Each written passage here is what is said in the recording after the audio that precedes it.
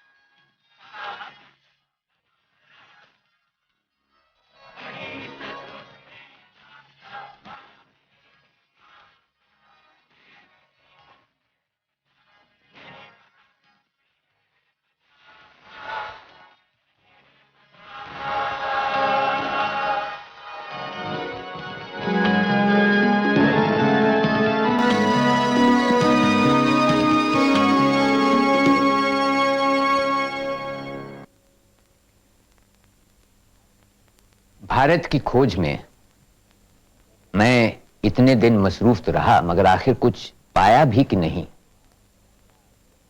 क्या यह महज मेरी गुस्ताखी थी कि मैंने हिंदुस्तान के चेहरे से नकाब हटाकर देखना चाहा कि अब उसका असल रूप क्या है और माजी में क्या रहा होगा।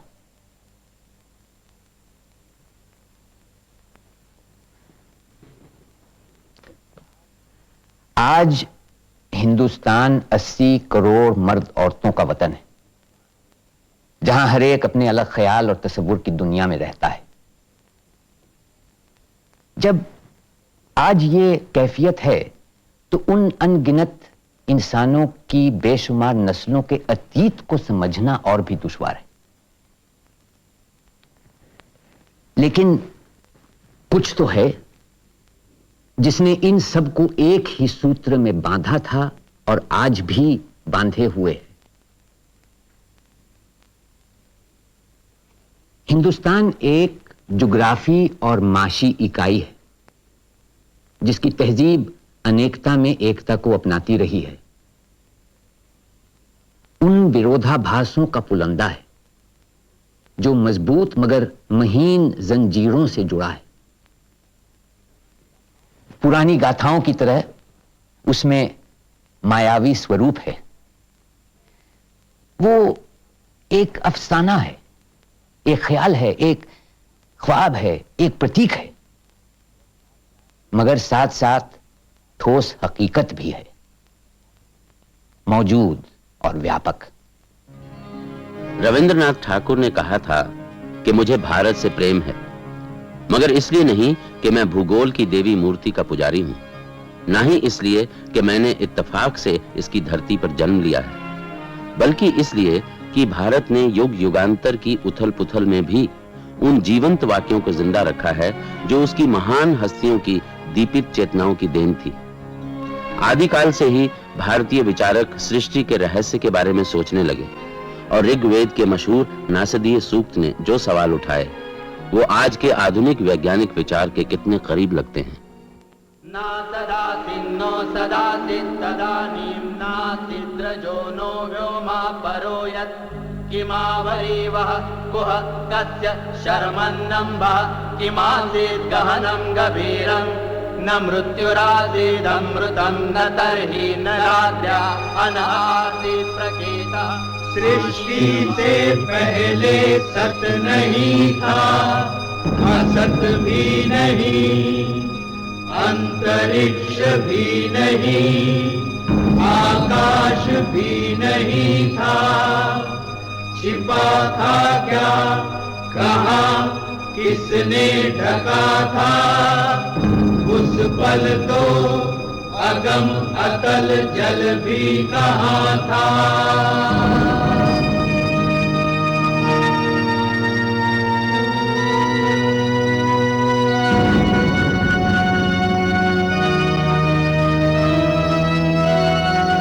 नहीं थी मृत्यु, थी अमरता भी नहीं, नहीं था दिन रात भी नहीं, हवा भी नहीं, सांस थी स्वयमेव फिर भी, नहीं था कोई कुछ भी, परम तत्व से अलग या परे भी।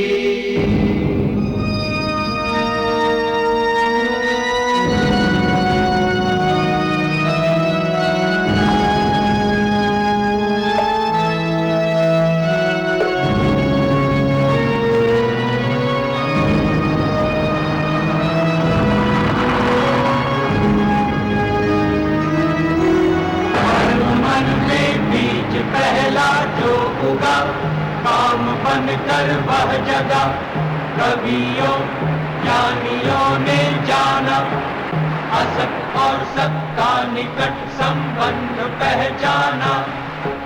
पहले संबंध के किरण धागे तिरछे, परम तत्व उस पल ऊपर या नीचे, वह था बटा हुआ पुरुष और स्त्री बना हुआ, परदाता वही होता, नीचे वसुधा सदा हो गया।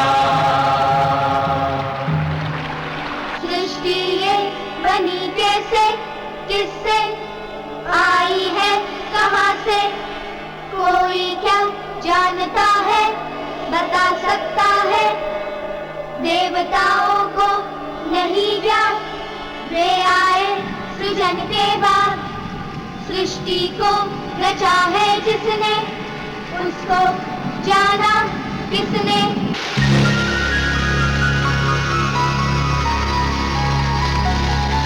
सृष्टि का काम है करता, करता है वह अकर्ता, ऊंचे आकाश में रहता, सदा अध्यक्ष बना रहता, वही सचमुच में जानता या नहीं भी जानता है, किसी को नहीं पता, नहीं पता, नहीं है पता।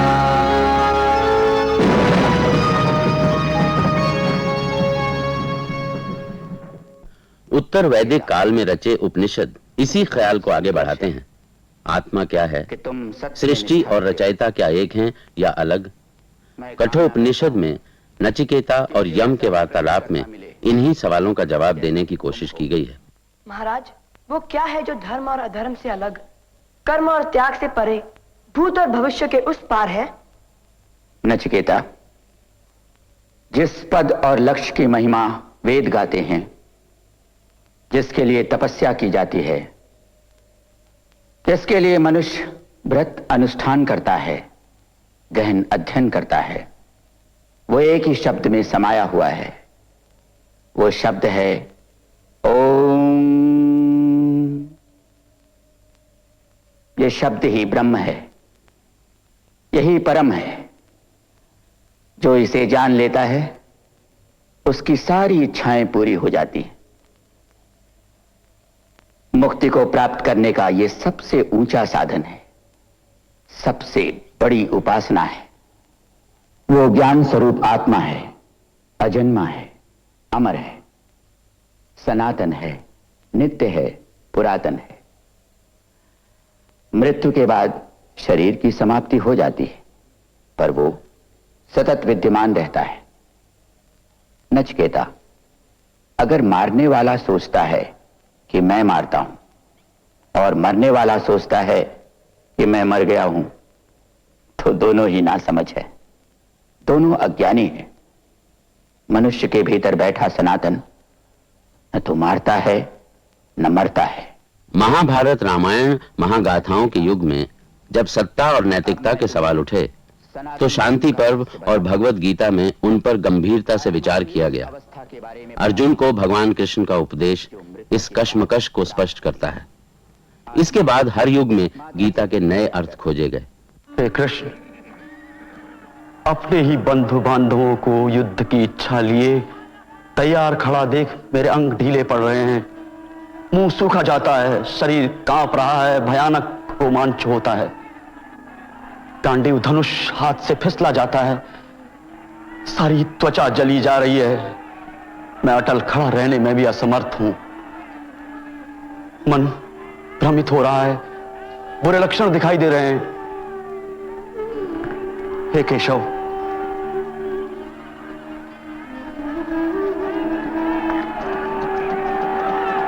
युद्ध में स्वजनों को मारने में मुझे कोई भलाई नहीं दिखाई देती।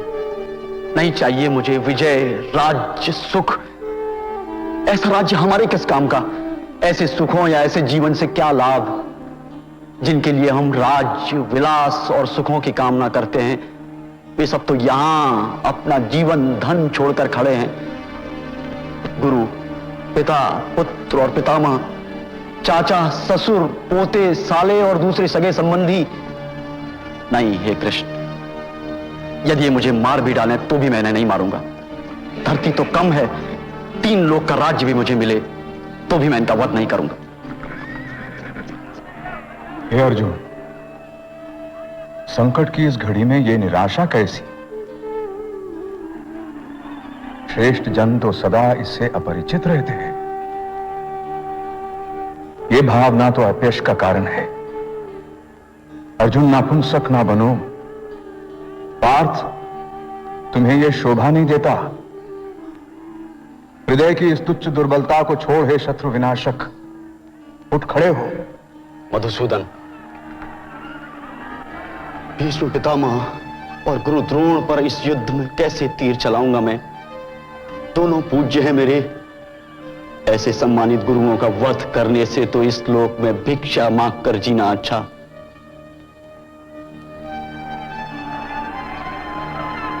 मैं कायरता के दोष में डूबा हुआ हूं, मति मारी गई है मेरी, कर्तव्य की राह से भटक गया हूं मैं। इसीलिए पूछता हूं हे कृष्ण, मुझे वो उपाय बताएं जो निश्चित ही कल्याणकारी हो। मैं आपका शिष्य, आपकी शरण में हूं, मुझे शिक्षा दीजिए।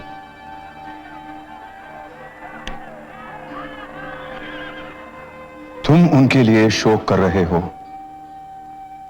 जिनके लिए तुम्हें शोक नहीं करना चाहिए,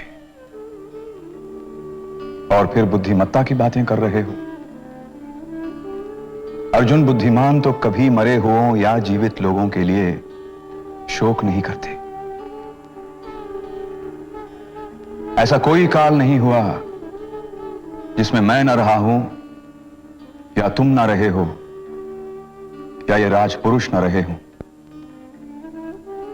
और ऐसा कोई काल होगा भी नहीं जिसमें हम सब न रहें। जैसे कोई मनुष्य अपने पुराने वस्त्रों को छोड़ नए वस्त्र धारण करता है, वैसे ही जीवात्मा एक शरीर को छोड़ दूसरे शरीर को धारण करती है।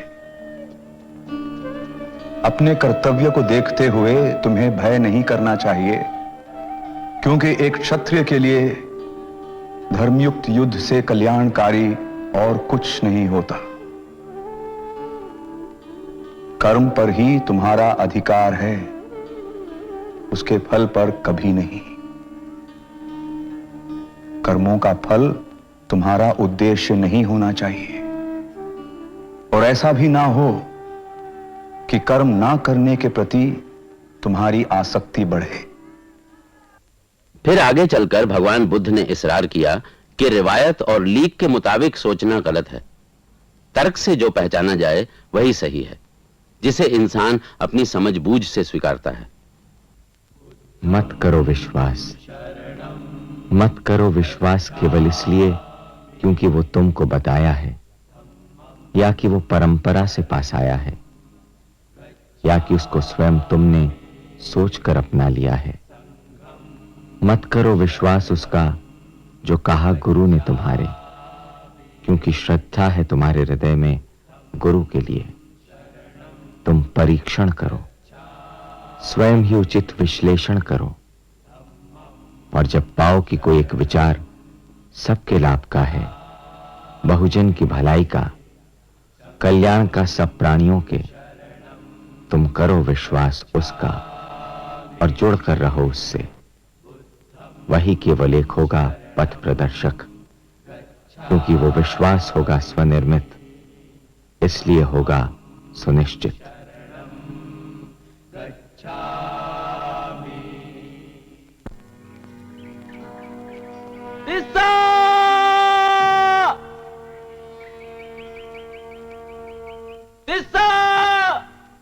भगवान बुद्ध के अनुयायी सम्राट अशोक महान की चेतना को हिंसा, अहिंसा, सद्भाव और सत्ता के सही और गलत उपयोग के सवालों ने उलझाया।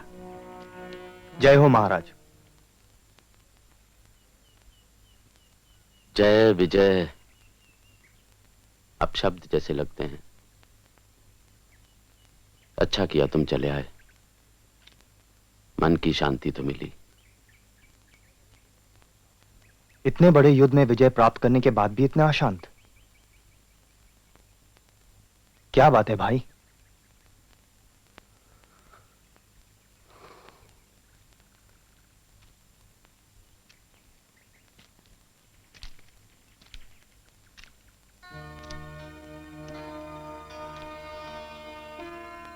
तुम ही बताओ तिस्सा, क्या मेरे बच्चे की मृत्यु दैवी प्रकोप के कारण हुई कि मुझे मेरे पापों का दंड मिल जाए? कैसे पाप? लाखों सैनिकों के रक्त से हाथ सने हैं मेरे। क्या मृत आत्माएं मुझे दंड देना चाहती हैं?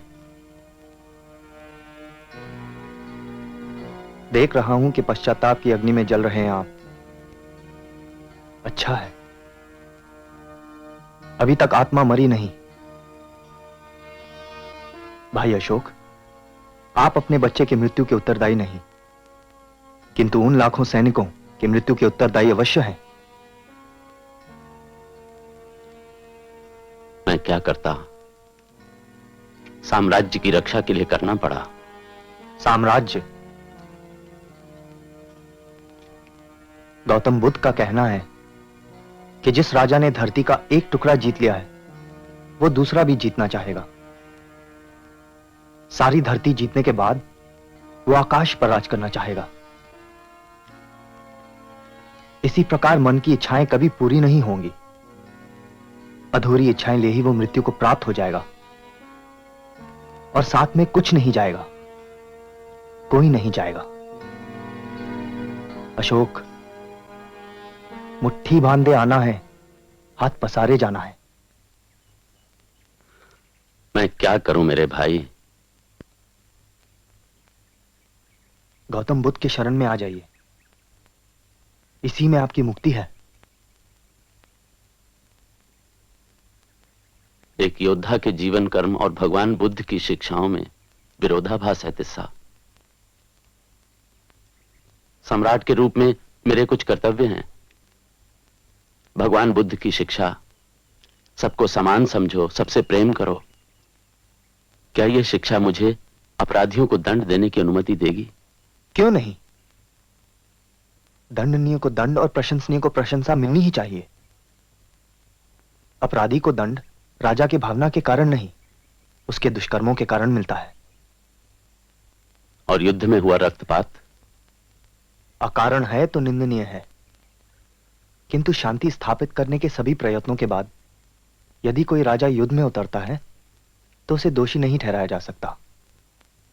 इस स्थिति में वो शत्रुओं के हाथ मारा भी जा सकता है। यदि वो विजयी होता है तो उसे सांसारिक वस्तुओं की क्षणभंगुरता को नहीं भूलना चाहिए। उसे समझना चाहिए कि कुछ भी स्थायी नहीं है, उसकी विजय भी नहीं।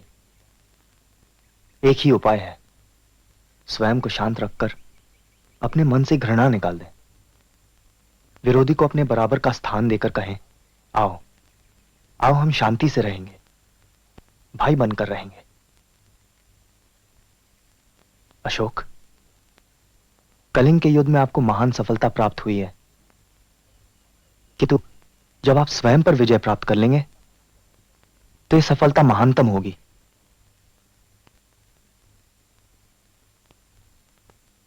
तुमने सत्य के सत्व को पा लिया है तिस्सा।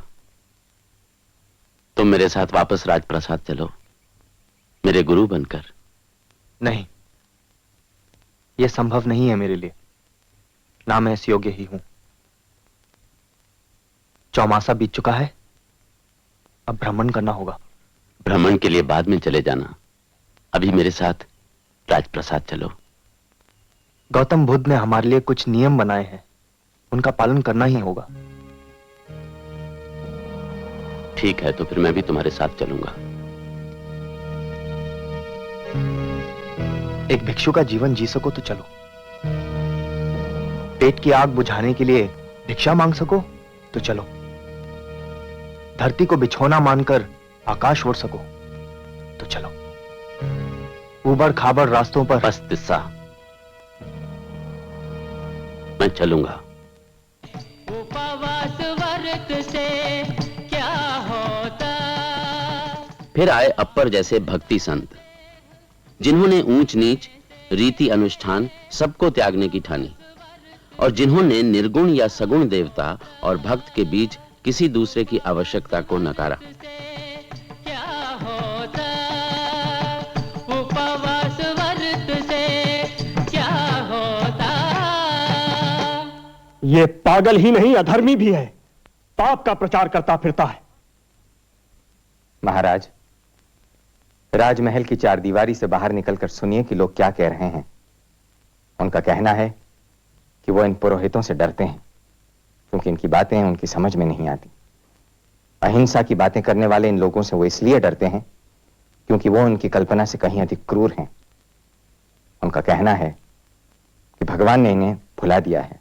अच्छा, पर तू तो उन्हें सीख देता है कि जो कुछ पवित्र पावन है उसे छोड़ दो।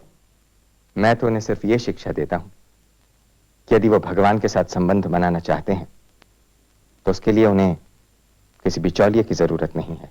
नीच जात के लोगों, स्त्री को आरती उतारने की शिक्षा तुम ही देते हो ना। हमने जाना है कि भगवान हमारी कल्पना से कहीं अधिक दयावान है। वो छोटी जाति के लोगों या स्त्रियों से डरता नहीं है कि हम उसे इनसे छिपा कर रखें। क्या तुम्हें किसी चीज से डर नहीं लगता? देश निकाला, मौत। कोई भी व्यक्ति हमारा मार्ग नहीं रोक सकता। न हम मृत्यु से डरते हैं, न नरक का भय हमें सताता। हमने स्वयं को प्रभु के चरणों में डाल दिया है, वही हमें ऊपर उठाएगा। रुकिए, आप कहां जा रहे हैं? वापस उन्हीं के शरण में। अगर आप हमारे साथ चल सकें तो चलें।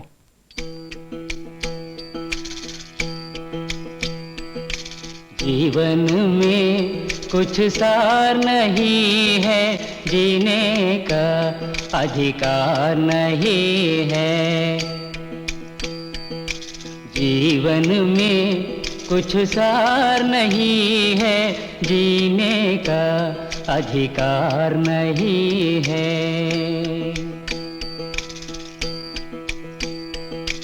हर छिन हर दिन ऐसा गाता, मुझसे सौ सौ पाप कराता। हर छिन हर दिन ऐसा गाता, मुझसे सौ सौ पाप कराता। मेरे हाथ आ जाए तो भारत में इस्लाम के आगमन के बाद एक नया स्रोत मिला जो अरब तहजीब में यूनानी और ईरानी असर को साथ मिलाकर यहां पनपा। अल-बेरूनी जैसे विचारकों ने फिर भी सुल्तान को जिले सुबहानी यानी जिन पर खुदा का साया है स्वीकारने से इनकार किया। तो अल-बेरूनी तुम्हारे साथ क्या सुलूक किया जाए? मैं यहाँ अपनी मर्जी से नहीं हूँ अमीर महमूद, पर कैदी को अपनी ख्वाहिश पूरी करने की आजादी नहीं होती। अबू रेहान, एक सुल्तान को इस तरह जवाब दिया जाता है? सुल्तान क्या होता है यह आपने कभी सोचा है? सुल्तान वो होता है जो तुम जैसे नजूमियों की मदद करता है, और सुल्तान वो होता है जो बिला हक एक सल्तनत पर कब्जा करता है और फिर मजहब और मौके का सहारा लेकर बगदाद के खलीफा से इस नाजायज हक को जायज करने की इजाजत मांगता है। अपने तख्त को बचाने के लिए वो कई खानदानों, कबीलों और पुराने हुक्मरानों के मददगारों को गुर्बत और मुसीबत में डाल देता है। कुछ को माफ करता है, बाकी को खत्म करवा देता है। कुछ को कैदी बनाता है, बाकी के सर कलम करवा देता है, और बगैर ये सोचे कि उसे भी हश्र के दिन जवाब देना होगा। तुम एक रोशन दिमाग इंसान हो अलबेरूनी।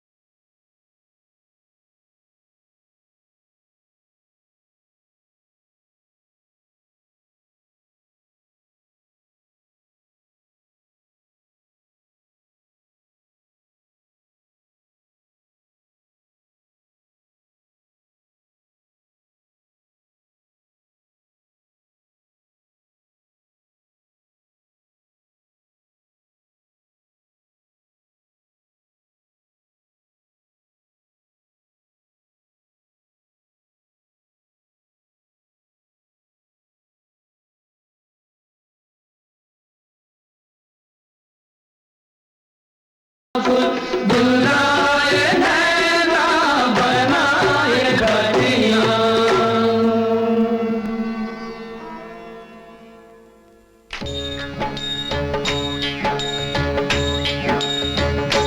हमरे राम रहीम करीम कैसो अला राम सत सोई। हमरे राम रहीम करीम कैसो अला राम सत सोई। बिस्मिल मेट दिसंबर एक और ना दूजा कोई। उत्तर भारत के भक्ति संत कवियों ने फिर एक बार सारी रिवायतें उलटनी शुरू की, खास तौर से कबीर ने, जिन्होंने मजहब, जात, लिंग किसी भी फर्क को हिमाकत समझा और सिर्फ एक निर्गुण ईश्वर को स्वीकारा। हमरे राम रहीम करीम, हमरे राम रहीम करीम, हमरे राम रहीम करीम, हमरे राम रहीम करीम, हमरे राम रहीम करीम कैसो अला राम सत सोई। बिस्मिल मेट दिसंबर रुक जाओ। बिस्मिल मेट दिसंबर एक और ना दूजा कोई। ये यहाँ क्या चल रहा है? क्या पड़ा? यहीं पर कबीरदास का सत्संग होता है और वो आदमी है कबीरदास। उसे यहाँ बुलाओ, मैं उससे मिलना चाहता हूँ।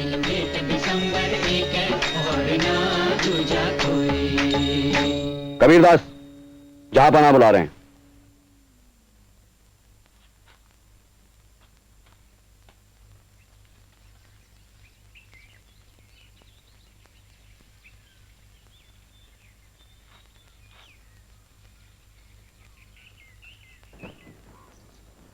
अच्छा, तो तुम ही कबीरदास हो।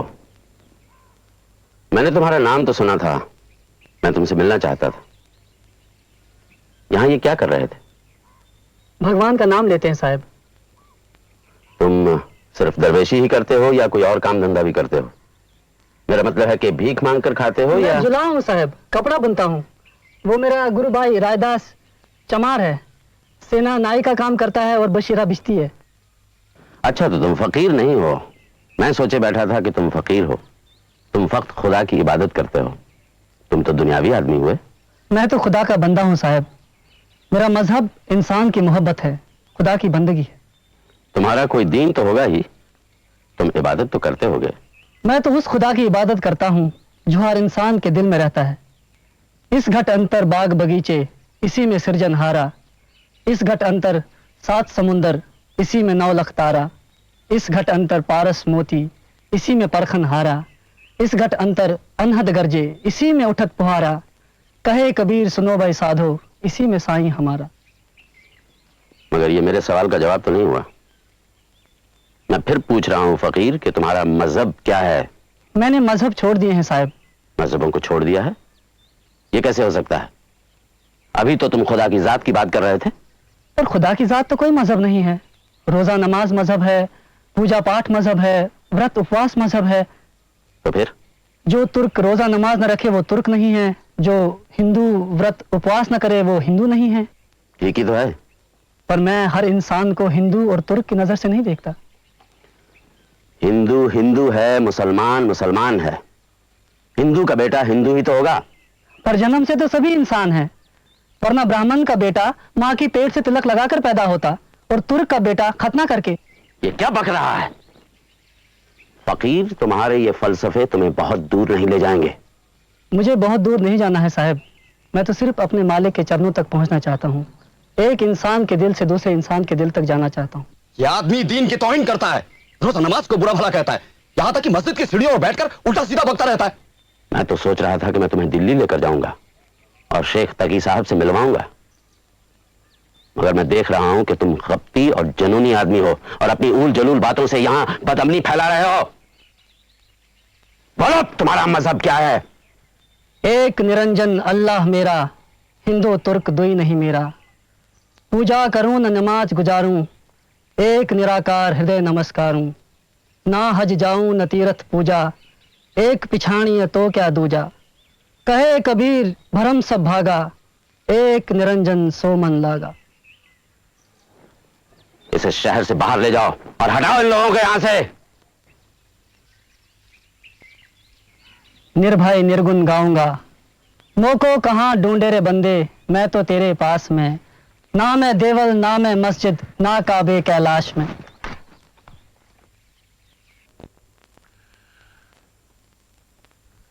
आज का दिन एक बहुत ही खास दिन है।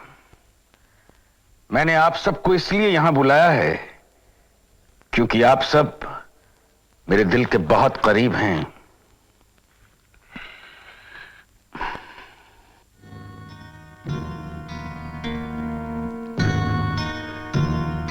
कबीर के विचारों को आगे बढ़ाकर मुगल बादशाह अकबर ने सद्भाव और भाईचारे की ओर अपनी तरफ से एक कदम लिया।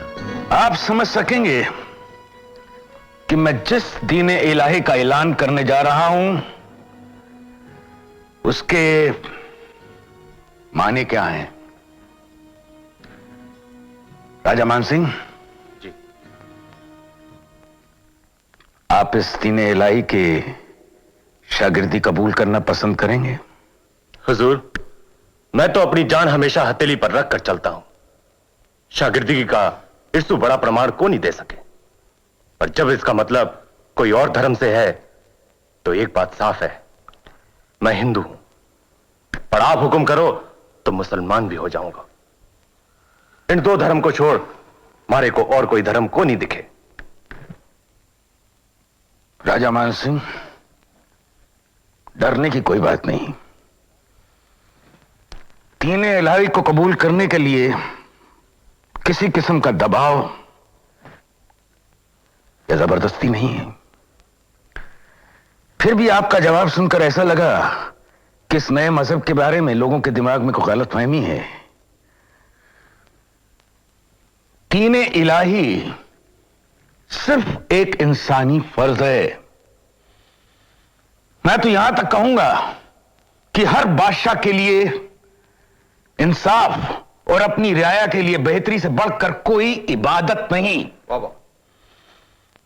तकरार तब शुरू होती है जब हुक्मरान हुकूमत के मसलों को नजरअंदाज करके दीगर मामलों में उलझ जाते हैं। जी जनाब। क्यों खुदा बख्श।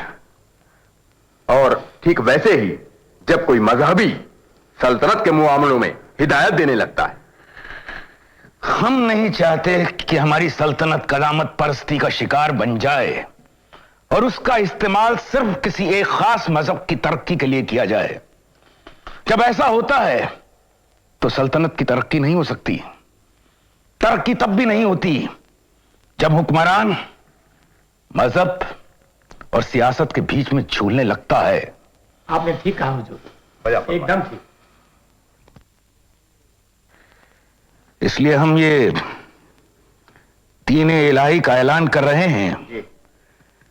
इसको कबूल करने वाले के लिए 4 चीजों की कुर्बानी देना जरूरी है, और वो 4 चीजें ऐसी हैं जिनसे आम लोग बेहद मोहब्बत करते हैं। बताओ अब्दुल फजल। दीन इलाही कबूल करने वालों को अपनी तमाम जायदाद, जिंदगी, शोहरत और अपने अकीदे को बादशाह के नाम कुर्बान करने को तैयार होना चाहिए। तो बताइए, आप में से दीन इलाही का पहला मुक़ल्लिद कौन बनना चाहता है? हुजूर, क्या ये शर्फ मुझे हासिल होगा?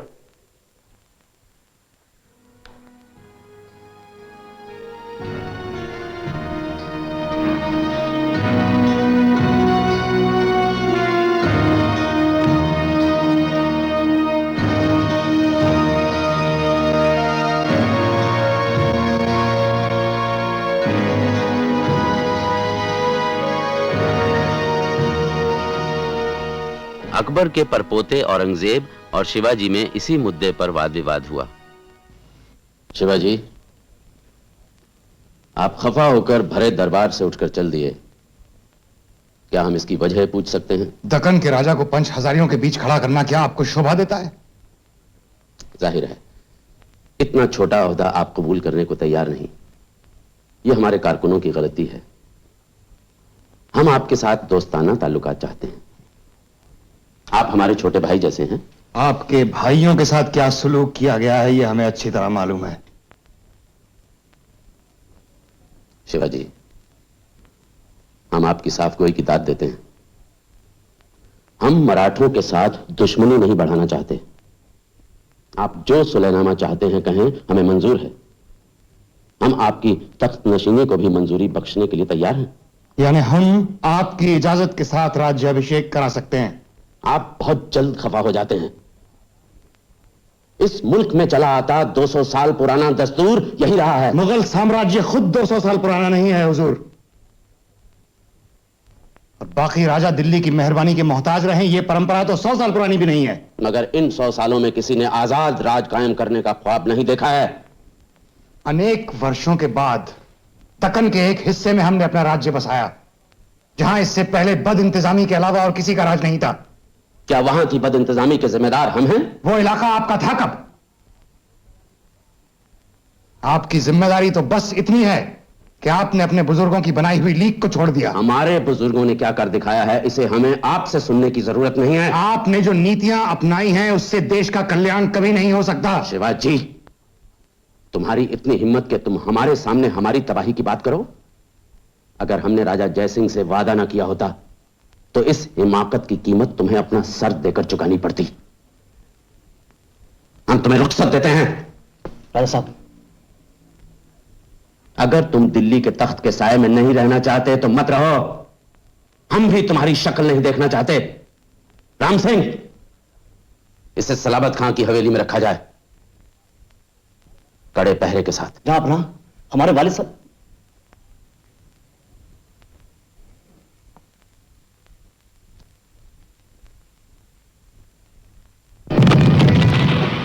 फिर एक नई शक्ति, एक नई तर्ज फिक्र हिंदुस्तान आ पहुंची।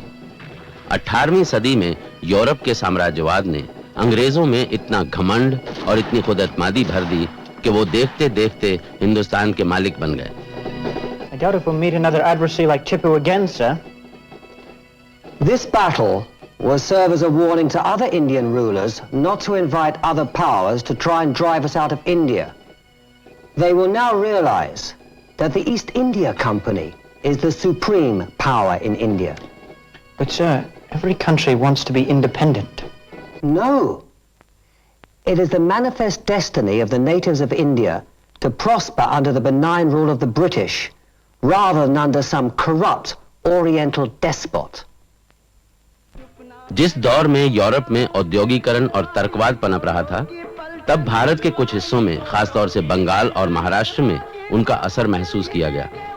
लेकिन उत्तर भारत के परंपरा में जकड़े समाज ने इसका प्रतिरोध किया, जिसका नतीजा था 1857 की बगावत।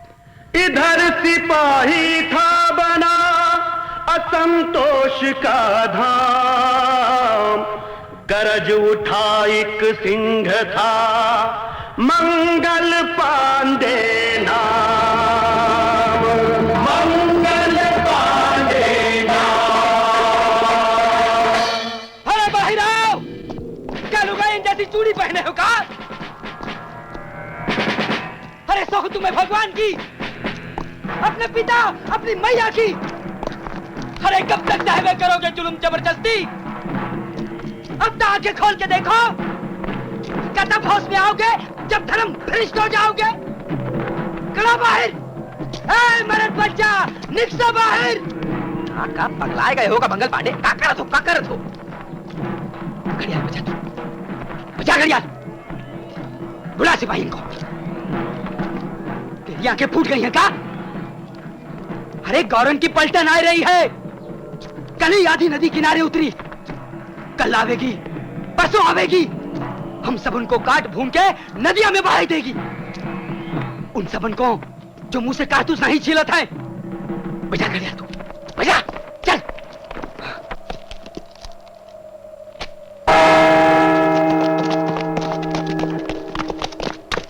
ए, क्या होगा? रेफर उठावे का टाइम आ गया भैया, फिर अबेर हो जाएगी। 5000 गौरन की पलटन आ रही है, खत्म करो ससुरन को। काहे ठाड़े, काहे ठाड़े? क्या धर्म गवाई के नरक में सड़ोगे का? उठाए राइफल और मिटाई दे अंग्रेजन का। जय काली, जय बजरंग बली, या अली। कौन है तू? हम मंगल पांडे।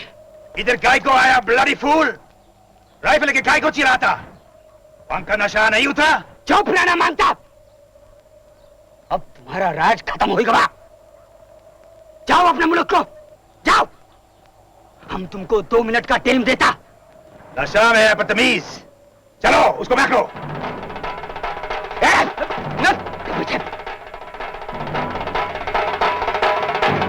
राइफल भरी हुई है हुजूर। ब्लडी कावर्ड्स तुम सब!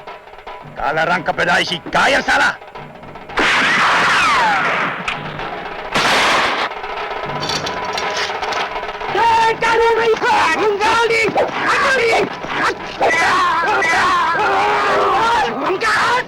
अरे बस बहुत हुआ, मैं अपनी बात कह गई, बस बहुत हुआ। छोड़ो उनका। देखा तुम लोगों ने कितना आसान है। गुरुन का भी खात्मा कर दे सकते हैं हम। एक तरह की जरूरत नहीं है। चलो चलो और खत्म करो।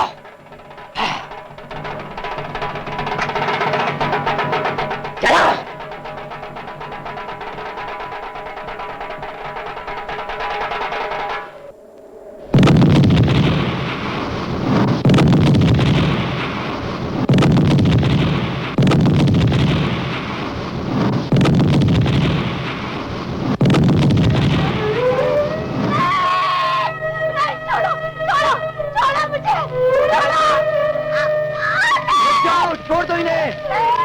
क्या कर रहे हो? राम मोहन राय और उनके बाद विवेकानंद जैसे सुधारक जानते थे कि अंग्रेजों का मुकाबला हथियारों से नहीं, विचारों के मैदान में ही होने वाला है। और जब तक हम अपने समाज में परिवर्तन नहीं लाएंगे, हमें आजादी नहीं मिलेगी। मगर परिवर्तनों के बावजूद आजादी हासिल नहीं हुई। जातिवाद एक ऐसी सामाजिक प्रथा है जो हमारी कई महान हस्तियों ने मिटाने की कोशिश की। बौद्ध धर्म से लेकर हर मत ने जातिवाद के खिलाफ प्रचार किया और हर बार जातिवाद की जंजीरें और ज्यादा जटिल होती चली गईं। गौतम बुद्ध से लेकर राजा राम मोहन रॉय तक सब ने जातिवाद को एक धार्मिक नियम मानने की गलती की और इसलिए जातिवाद के साथ धर्म का भी विरोध किया और हमेशा नाकामयाब रहे। पुजारियों की बकवास के बावजूद जातिवाद एक ऐसी सामाजिक व्यवस्था है जो अपना काम तमाम करके अब भारत के वातावरण में सड़ांध फैला रही है और इसे तभी हटाया जा सकता है जब जनता को उनका गुमशुदा सामाजिक व्यक्तित्व लौटाया जाए। आजकल के हिंदुओं का धर्म ना तो मोक्ष और ज्ञान की खोज है और ना ही तर्क की तलाश, वो तो है मत छुओ वाद। मुझे मत छू, हाथ मत लगा, परे हट, ले देकर यही वर्णन रह गया है। कभी कभी मेरा मन करता है कि मत छुओ वाद के इस बंधन को तोड़ डालूं और फौरन खड़ा होकर बोलूं, फौरन पुकारूं कि इधर आओ, यहां आओ वो सब जो पीड़ित है, शोषित है, गरीब है, लाचार है, सब यहां इकट्ठे हो जाओ क्योंकि तुम सब हमारी ही तरह इंसान हो और जो अधिकार हमारे हैं उन पर तुम्हारा भी उतना ही हक है। जब तक वो नहीं उठेंगे तब तक हमारी मां भी जागृत नहीं हो पाएगी। सामाजिक परिवर्तन जारी रहा, लेकिन महज सुधार काफी नहीं थे। असल मुद्दा था आजादी। कांग्रेस के गरम दल ने स्वराज की मांग स्पष्ट रूप से सबसे पहले उठाई। पिछले साल स्वराज्य का झंडा फहराया था the great man of India ने, दादा भाई नौरोजी ने। मेरा लक्ष्य है स्वराज्य। स्वराज्य मेरा जन्मसिद्ध अधिकार है और मैं उसे लेकर ही रहूंगा। असल मायने में अहिंसा का अर्थ है दुख का ग्रहण। इसका यह अर्थ बिल्कुल नहीं कि कुकर्मी या पापी की मर्जी के आगे चुपचाप सर झुकाओ, बल्कि अत्याचार के खिलाफ अपनी पूरी आत्मा का जोर लगाओ। इस सिद्धांत को लेकर यह मुमकिन है कि सिर्फ एक तन्हा व्यक्ति एक संपूर्ण अनैतिक साम्राज्य को ललकारे, अपनी इज्जत आबरू, अपने विश्वास और अपनी आत्मा के बचाव के लिए, और इस तरह वो उस साम्राज्य के पतन या पुनर्जन्म की नींव डाल सके। मैं हिंदुस्तान को इसलिए अहिंसा अपनाने के लिए नहीं कह रहा कि वो कमजोर है, बल्कि मैं उससे अहिंसा का आचरण इसलिए चाहता हूं ताकि उसमें अपनी शक्ति और क्षमता की चेतना बढ़े। इसके लिए अस्त्र शस्त्र के अभ्यास की जरूरत नहीं, क्योंकि हथियार की जरूरत तब पड़ती है जब हम अपने आप को महज मांस का एक लोथड़ा मान लें। मैं चाहता हूं भारत यह पहचाने कि उसकी आत्मा कभी नष्ट नहीं हो सकती और वो हर जिस्मानी कमजोरी से ऊपर उठकर विजय पा सकती है, सारी दुनिया की ताकत को ललकार भी सकती है। आप मुझे गलत न समझें, शक्ति शारीरिक क्षमता से नहीं मिलती, वो मिलती है दृढ़ निश्चय से। महात्मा गांधी की इंकलाब! इंकलाब! गांधी जी के विचारों ने गांव-गांव में आंदोलन फैलाया और 1930 में मर्द, औरतें, बच्चे सब बलिदान के रास्ते पर उमड़ पड़े।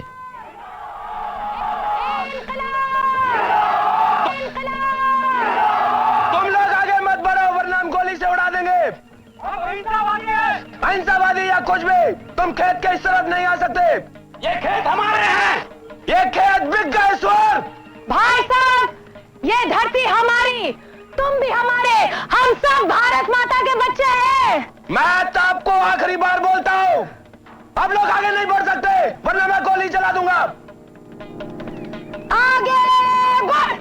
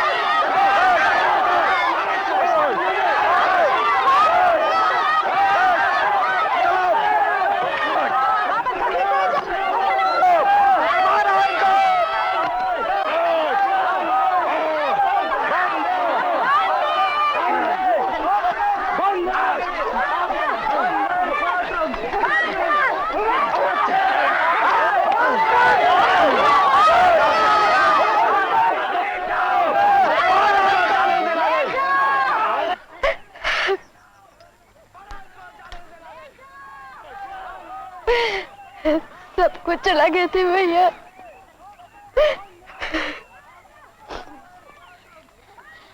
कुछ भी अंग्रेजी सरकार के हाथा में ना पड़े, ऐसा ही करते।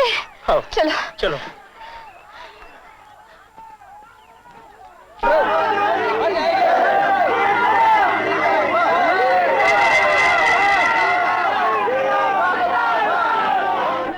उन्नीस 1942 में जब गांधी जी ने करो या मरो का नारा दिया तो सारे नेताओं को हिरासत में ले लिया गया।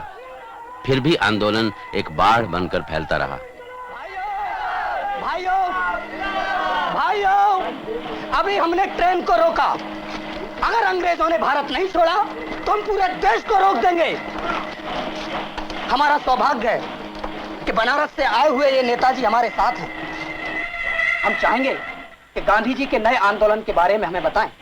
इंकलाब! जिंदाबाद! इंकलाब! जिंदाबाद! महात्मा गांधी की जय! साथियों, मैं बनारस से आ रहा हूं। वहां भी जनता में आप जैसा उत्साह और आक्रोश मौजूद है। आप लोगों तक यह खबर तो पहुंच ही गई होगी कि महात्मा गांधी को गिरफ्तार करके किसी अनजान जगह भेज दिया गया है। ये अंग्रेज चाहते हैं कि हमारे नेताओं का संबंध जनता से कट जाए, लेकिन ये अंग्रेज ये नहीं जानते कि गांधी जी ने कहा है कि ये उनकी अंतिम लड़ाई है और इस जन आंदोलन में हर आदमी खुद अपना नेता होगा। महात्मा गांधी की जय! महात्मा गांधी की जय! साथियों, गांधी जी ने इस अंतिम युद्ध के लिए हमें सिर्फ एक मंत्र दिया है, गुलाम रहकर जीने के काबिल नहीं हम। गांधी जी ने कहा है, करो या मरो। लेकिन एक बात हमें ध्यान रखनी है साथियों, वो है अहिंसा। करो या मरो कहा है गांधी जी ने, करो या मारो नहीं कहा है। इसीलिए हम आहुति देंगे अपनी, पर किसी की जान नहीं लेंगे, चोट नहीं पहुंचाएंगे किसी को भी। पर हम करें क्या? गांधी जी ने कहा है कि आज से हम अपने आप को आजाद मान लें, अंग्रेजों की गुलामी मानने से इंकार कर दो। मतलब ये कि हम आज सहयोग करें सरकार से, सरकार की संस्थाओं से, सरकार के पिट्ठुओं से। भाइयों, हमने बलिया में पूरी हड़ताल का नारा दिया है। अगर अंग्रेजों ने भारत नहीं छोड़ा तो आज से बाजार, दुकानें, दफ्तर सब बंद रहेंगे। अब चाहे अंग्रेजी सरकार हमें जेलों में ठूस दे या हमारा सिर काट दे। महात्मा गांधी की जय! महात्मा गांधी की जय! इंकलाब जिंदाबाद! और फिर 15 अगस्त 1947 को हमने आजादी हासिल की। Long years ago, we made a tryst with destiny. हमने मुकद्दर के साथ मिलन की बेला तय की थी और वक्त आया है कि अपनी सौगंध को साकार करें। पूरी तरह ना सही, मगर काफी हद तक। रात के अंधेरे में जब 12 का गजर होगा तो सारी दुनिया नींद में गाफिल होगी। तब हिंदुस्तान उठेगा नई जिंदगी और आजादी की सुबह में। तारीख में कभी कभी ही ऐसा क्षण आता है जब हमें पुराने से निकलकर नए में जाने का मौका मिलता है, जब एक युग खत्म होता है, जब एक कौम की अरसों तक दबी रूह को फिर से अपनी आवाज मिलती है। तारीख के पौ फटते ही हिंदुस्तान ने अपनी अनथक जुस्तजू की शुरुआत की थी। बेसुराग सदियां भरी हैं इसकी जद्दोजहद और इसकी कामयाबियों और नाकामियों की अजमत से। खुशहाली हो या बदहाली, इसने उन आदर्शों को कभी ओझल नहीं होने दिया, ना उस जुस्तजू का साथ छोड़ा जिससे उसे शक्ति और कुव्वत मिलती रही। आप खुद क्या हैं और हिंदुस्तान को आगे चलकर क्या बनाएंगे, हमारे मुल्क का भविष्य इसी पर निर्भर करता है। हम किसी मामूली मुल्क के नागरिक नहीं हैं। अपनी सरजमीन, अपने हमवतन, अपनी तहजीब, अपने रिवायतों पर हमें गर्व है। पर इस गर्व के ये मानी नहीं कि हम अपने अतीत को एक रूमानी गाथा समझकर उसकी पूजा शुरू कर दें और इसको अपनी शान समझकर और मुल्कों से अलग थलग रहें, उनके तौर तरीकों की कदर न करें। मैं खत्म करूंगा रविंद्रनाथ ठाकुर की गीतांजलि की एक प्रार्थना से। जहां चित्त भयहीन, जहां पर ऊंचा रहता माथा हो, जहां न धरती को टुकड़ों में दीवारों ने बांटा हो, जहां मुक्त हो ज्ञान, सच्चाई से बानी आलोकित हो, उसी लोक में देश हमारा भारत चिर जागृत हो। जहां चित्त भयहीन, जहां पर ऊंचा रहता माथा हो, जहां न धरती को टुकड़ों में दीवारों ने बांटा हो, जहां मुक्त हो ज्ञान, सत्य से बानी आलोकित हो, उसी लोक में देश हमारा भारत चिर जागृत हो। भारत चिर जागृत हो, जहां कर्म का रथ बिन बाधा हर पल बढ़ता जाता हो, रेगिस्तान न आचारों का विचार जल पी जाता हो, पौरुष का आवेग जहां पर रहता सतत अखंडित हो, उसी लोक में देश हमारा भारत चिर जागृत हो, भारत चिर जागृत हो, भारत चिर जागृत हो।